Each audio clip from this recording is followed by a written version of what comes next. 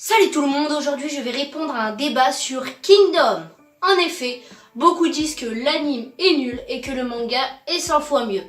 Eh bien je pense que c'est faux et je vais vous expliquer pourquoi avec des points positifs et négatifs des deux camps.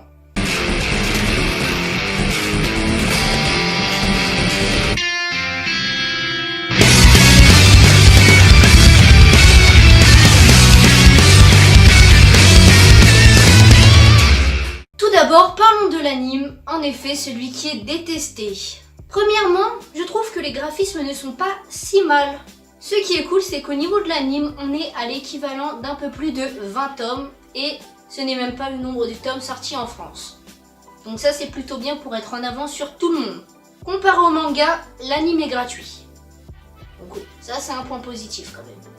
Pour les fans d'anime et surtout ceux en version originale sous-titrée, eh bien c'est parfait car l'anime est exclusivement en VOSTFR. Donc ça, c'est plutôt cool, sauf pour les feignants. L'anime graphiquement est pas mal, surtout durant les batailles. Cependant Shin est un peu plus gamin dans sa tête dans l'anime que dans le manga et en plus il braille beaucoup. Mais bon, c'est Shin. Le seul point négatif que j'ai trouvé, c'est qu'environ dans les 10 premiers épisodes, eh bien les combats sont parfois en animation 3D et c'est vraiment dégueulasse. Heureusement qu'ils ont arrêté par la suite d'ailleurs. Passons au manga. L'histoire reste la même, heureusement d'ailleurs, mais il est quand même plus aimé que l'anime et on va voir pourquoi. Je suis en effet d'accord pour dire que les dessins sont très beaux, en effet les planches sont pas mal, et ce qui est cool c'est que le mangaka s'améliore à partir du tome 6. On voit vraiment l'amélioration. Les couvertures sont très belles, ce qui fait très beau dans une mangatech. C'est un tout petit point, mais je pense que c'est assez important parce que des fois, les couvertures sont moches et ça ne nous donne pas trop envie d'acheter. Les éditions Meian publient 4 tomes tous les 2 mois, ce qui est plutôt cool et ça en fait une bonne parution car 4 tomes tous les 2 mois, je pense que ça n'a jamais été fait auparavant. Donc ça, chapeau, ça doit vraiment être dur.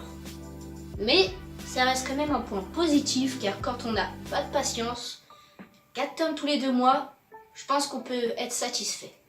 Comme je l'ai dit, Shin, le personnage principal, a l'air beaucoup plus mature dans le manga que dans l'animé.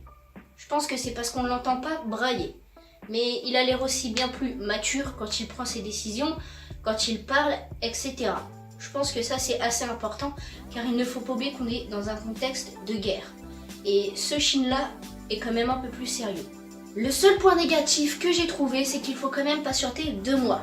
Mais je trouve que 2 mois, c'est pas beaucoup. Mais c'est le seul point négatif que j'ai trouvé, il fallait en mettre un. Pour conclure, je vous conseille de regarder quelques épisodes, mais aussi de lire le manga pour vous faire votre propre opinion. Pour ma part, je trouve qu'il est exagéré de dire que l'anime est nul, parce que graphiquement, il est pas si mauvais que ça. Et au niveau de l'histoire, ça reste la même, c'est quand même sympa à regarder. Donc de dire que c'est nul, c'est quand même assez exagéré. À ne pas oublier que d'un côté, le graphisme est dynamique et de l'autre, les planches sont très belles. Alors, je pense que les deux se valent. Je vous laisse avec mon avis, dites-moi en commentaire ce que vous préférez. Et si vous aimez la vidéo, eh bien, likez, partagez si vous voulez. Faites-le moi savoir en tout cas et je referai peut-être d'autres vidéos sur un autre manga, anime versus manga. À la prochaine, ciao.